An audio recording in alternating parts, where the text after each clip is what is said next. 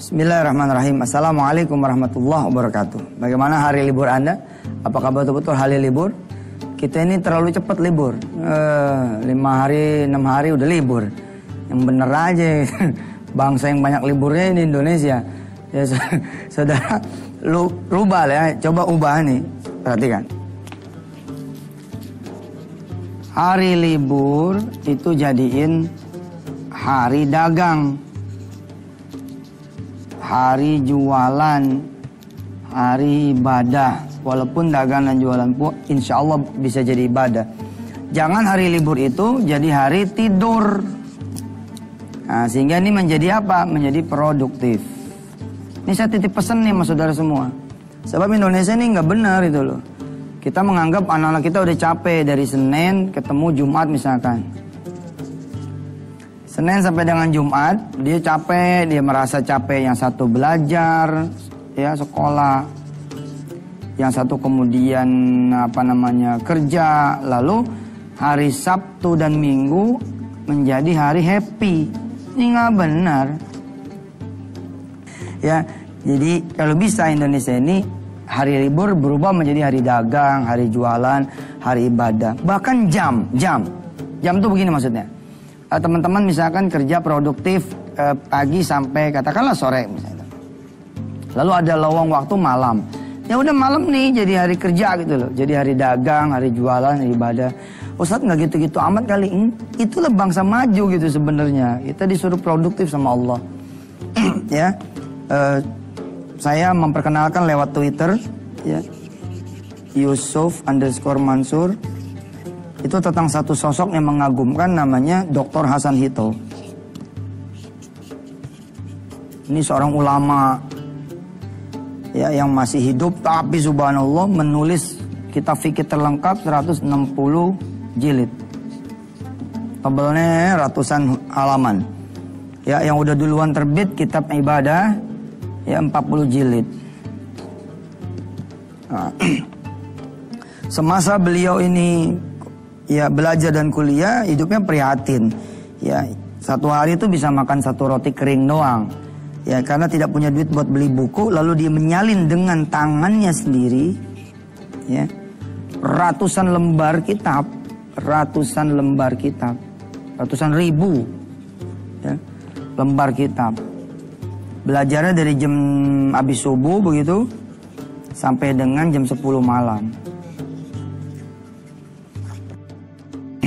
Dan ini berlangsung selama 10 tahun. Sekarang Dr. Hasan Hito ini atau Syekh Hasan Hito, ya ulama berkebangsaan Syria yang kemudian besar dakwahnya di Kuwait. 40 tahun beliau ada di Kuwait, begitu yang saya dengar dari sahabat saya yang sekarang juga ada di pesantren Darul Quran, ya, Pak Ustadz Selamat, ya, Ibnu Syam LCMA Al-Hafiz. Beliau cerita ya 10 tahun ini Dr. Hasan Hito ya belajar, kemudian bekerja keras untuk kemudian menuntut ilmu.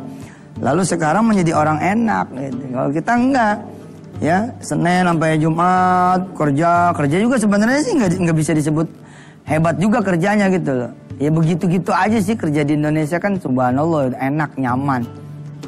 Ustaz itu kan buat yang nyaman. Iyalah, ini kita bicara normal ya. Lalu hari Sabtu Minggunya merdeka gitu. Jadi hari yang tidur apa sih, jangan. Kalau bisa hari kerja bakti ya kan. Hari dagang, hari kemudian menambah ekonomi, termasuk menambah ilmu, menjadi hari belajar dan seterusnya. Baik, kita kembali ke khataman Quran kita. Sekarang masuk surah An-Nisa ayat 97 ya. Oke, 97. Sudah siap saudara dengan Qurannya? A'udzu billahi minasy syaithanir rajim. Bismillahirrahmanirrahim. Innal ladzina tawaffahumul malaikatu zalimi anfusihim qalu fima kuntum qalu kunna mustad'afina fil ardh قالوا ألم تكن أرض الله واسعة فتهاجروا فيها فأولئك مأواهم جهنم وساءت مصيرا إلا المستضعفين من الرجال والنساء والولدان لا يستطيعون حيلة ولا يهتدون سبيلا فأولئك عسى الله أن يعفو عنهم وكان الله عفوا غفورا ومن يهاجر في سبيل الله يجد في الأرض مراغما كثيرا وسعة ومن يخرج من بيته مهاجرا إلى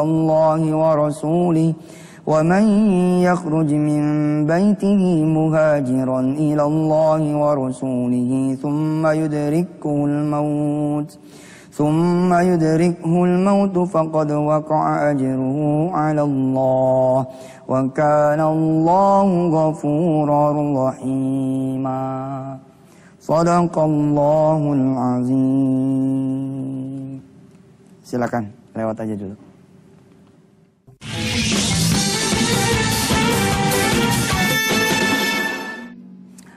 Alhamdulillah pemirsa, ya barangkali ya di antara pemirsa ada yang belum niat puasa dan juga belum menyentuh makanan dan minuman, ada baiknya langsung aja niat puasa sunnah.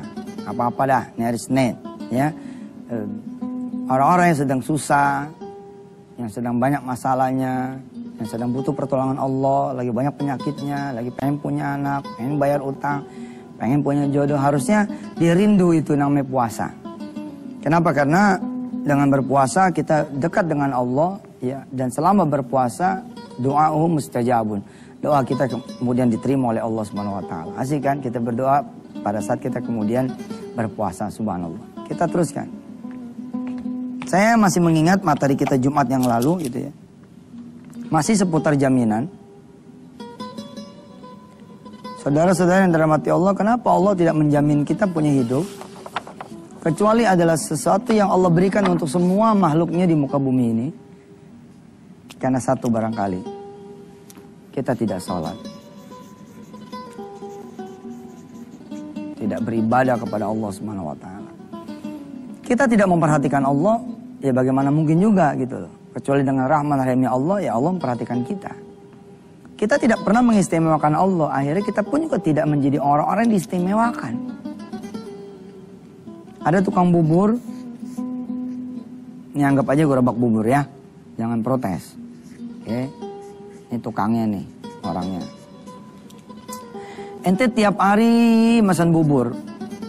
Bahkan kalau beli itu ya duitnya 50.000. Bang gak usah dikembaliin buat ente. Beli 20.000 duitnya gak usah dikembaliin buat ente. Bahkan sesekali saudara datang ke tukang bubur bawa pisang goreng. Ya, si tukang bubur sampai terima kasih ya Allah Pak, makasih Bapak baik banget. Enggak, ini tuker sama 2 mangkok. Rupanya gak gratis, bayar.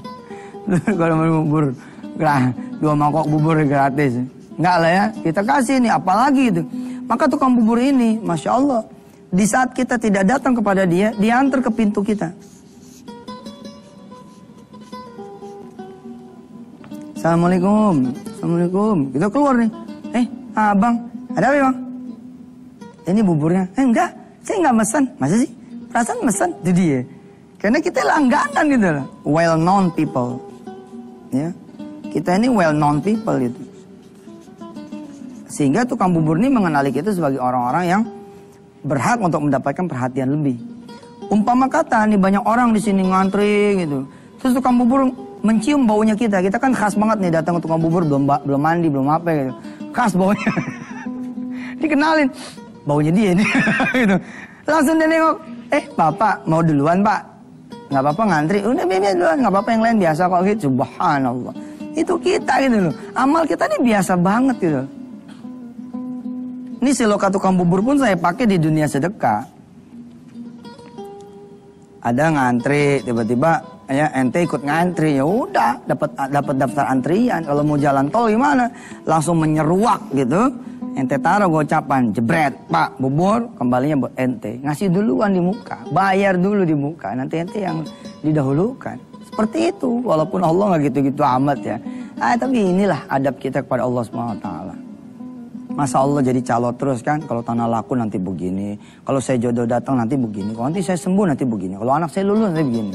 Kenapa nunggu nanti? Kenapa nggak sekarang? Kan? Nah kalau mau hebat lagi gimana? Di dalam siloka sedekah saya bilang datangnya dari malam loh. Datang dari malam, dari bulan masih begini nih. Bulan masih di atas begini, kita udah ketok pintu tukang bubur. Assalamualaikum. Bapak, ada apa Pak malam-malam? Besok dagang nggak? Dagang. Tolong bikinin besoknya buat saya. Ya Allah Pak, masih besok pagi. Nggak apa-apa. Dan nih, kembalinya buat ente. Ya Allah makasih ya Pak. Besok pagi sebelumlah si tukang bubur ini bahkan menyiapkan semuanya, dia udah bikin duluan tuh buat kita. Dia sudah akan bikin duluan buat kita. Nah inilah saya bilang sedekah yang berbalut dengan sholat malam. Kalau kita mintanya sama Allah dari malam, Masya Allah. Allah akan menjamin betul paginya kita. Tapi pagi siapa kita yang dijamin sama Allah, malamnya kita kehilangan. Ada sholat subuh yang begitu luar biasa, kita nggak ke masjid. Tidak melangkahkan kaki ke masjid. Masya Allah, saya pun beristighfar pada Allah. Nah bicara tentang bagaimana prosesi Rasulullah bertanya kepada Jibril, saudara sudah saya beritahu. Lewat kisah-kisah yang Masya Allah ya amazing buat saya. Ya. Jadi Rasulullah kangen sama Jibril. Jibril ternyata ada di langit pertama, Israel jemput dulu. Ternyata yang ditanya sama Rasulullah itu bukan bagaimana Jibril keadaan engkau. Bukan yang ditanya sama Rasulullah itu bagaimana nasib umatku. Sepeninggal diriku. Ini yang beliau ini tanyakan kepada Jibril. Lalu Jibril kembali dari arsy Allah, ya, kemudian turun lagi ke kamar Rasulullah dan menjawab bahwa umatmu tidak akan kenapa-napa, ya. Lan tadillu abada. Lan tadillu abada. Enggak bakal sesat. Kalau apa? Kalau dia mau megang kitabullah. Nah, mestinya Indonesia memilih Al-Quran sebagai konstitusi dia bukan karena Indonesia ini mayoritas muslim, nah. Tapi memang Al-Quran ini pilihan itunya. Kemarin udah saya jelaskan, coba sampai ada the law of war. Hukum perang, bukan cuma hukum dagang, the law of family. Ada hukum perang juga diatur oleh Quran. Oh Indonesia jangan pakai Quran, udah pasti salah banget, udah mayoritas emang kita gitu loh. Dan Quran kenapa? Emang Quran isinya apa? Sampai begitu ditakuti dan saudara semua. Ini pasti ada salah transformasi ya. Ada salah informasi, ada apa yang mungkin. Atau memang karena kezaliman mereka, kejahatan mereka ingin menjauhkan kita dengan Quran. Lan tadillu abada, gak bakal sesat. Wahai Muhammad, kalau kau punya umat megang apa? Kitabullah dan sunnahnya Rasulullah. Masya Allah. Wa sunnati Rasulih. Kemudian berjalanlah prosesi ya wafatnya Rasulullah SAW, nanti yang saya akan coba ya ceritakan di segmen terakhir nanti. Silakan.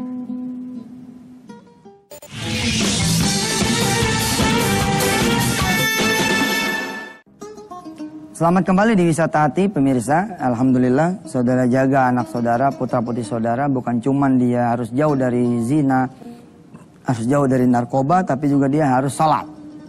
Salat itu adalah pondasi dasar jaminan. Kalau saudara mau dijamin oleh Allah SWT, salat. Kalau enggak, jaminan itu berlaku standar, umum. Bukan jaminan-jaminan yang sifatnya istimewa, pentingnya individual. Dari Allah SWT. Ya. Narkoba, saudara boleh jadi sangat khawatir itu loh. Zina juga begitu. Tapi sekarang penyakit ya, yang ada hampir di tiap rumah itu tarkus shalah. Ini penyakit yang hampir ada di semua rumah saat ini adalah tarkus shalah. Meninggalkan sholat atau adous sholat, atau dia melalaikan sholat. Melalaikan atau meninggalkan lah ya. Narkoba bisa jadi satu kampung ya isinya 2, 3 orang, 10, 20 orang, 30 orang, 100, 200 orang gitu. Tapi kalau kita cek soal sholat bisa jadi hampir tiap rumah nih. Kalau nggak bapaknya ibunya, kalau nggak ibu bapaknya anaknya, kalau nggak anaknya ponakannya, kalau nggak ponakannya pembantunya, kalau nggak pembantunya neneknya. Ada aja satu rumah yang kagak sholat. Subhanallah, jangan sampai rumah tangga saudara seperti itu. Nah, tatkala Rasulullah meninggal dunia, ada 4 kalimat yang saya dapatkan dari para guru. Yang pertama adalah ummati. Ini yang disebut sama Rasulullah, umatku, umatku, umatku. Prosesinya udah saya jelaskan di beberapa pertemuan yang lalu. Saudara tinggal jelajahi internet untuk mencari rekaman-rekaman jejak wisata hati di Antv. Ini kalimat yang pertama terucap dari Rasulullah ketika Israel mencabut nyawa dari mulai ujung kaki sampai dengkul. Kurang lebihnya. Begitu dengkul nanti sampai pusar atau sampai pinggang atau sampai bawah perut, kalimatnya berubah menjadi as-shalah. Tolong para guru dikoreksi ya. Para ulama, para ustadz yang melihat saya ini dikoreksi. Kalau riwayat ini adalah salah. Yang kedua adalah Rasulullah berpesan kepada kita tentang sholat. Ketika kemudian dari pusar sampai gorgoro, sampai sini nih, sampai lak-lakan gitu. Kalimatnya bertambah. Alaikum bis-sholah.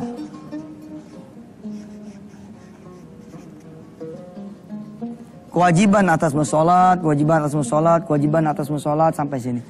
Takdirnya sampai sini nggak bisa ngomong karena pada saat itu ya Jibril datang memberitahu kepada yang mau meninggal ini tempatnya di mana. Kalau dia kanan yang dikepakin surga, kalau kiri neraka.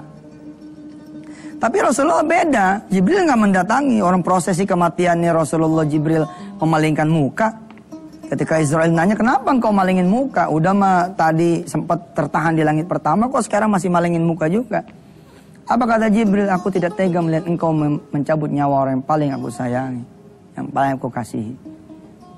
Nah, Jibril nggak mau datangi Rasulullah, nggak mau ngelihat prosesi wafatnya Rasul. Ada kaul Rasul yang masyhur ya, istaghfir malam yugorgir. Istaghfir malam yugorgir. Tolong ini juga dikoreksi para guru. Beristighfar kalian sebelum nyawa itu di kerongkongan gitu. Kalau udah di sini udah nggak bisa ngomong, udah tinggal betet aja gitu, udah tinggal bengkek, udah tinggal ngabut, udah tinggal eksekusi lah terakhir gitu. Tapi Rasulullah tidak, karena itu keluar lagi. Kalimat dari beliau, alaikum bis-shalah wa ma malakat aimanukum. Kewajiban atas musolat dan kewajiban atas orang-orang yang ada di pundakmu. Berkali-kali ini saya bahas saudara kaitannya dengan soal jaminan ini gitu loh. Kan ada orang-orang yang masuk dalam jaminan ya. Umpama Anda bekerja di maskapai penerbangan.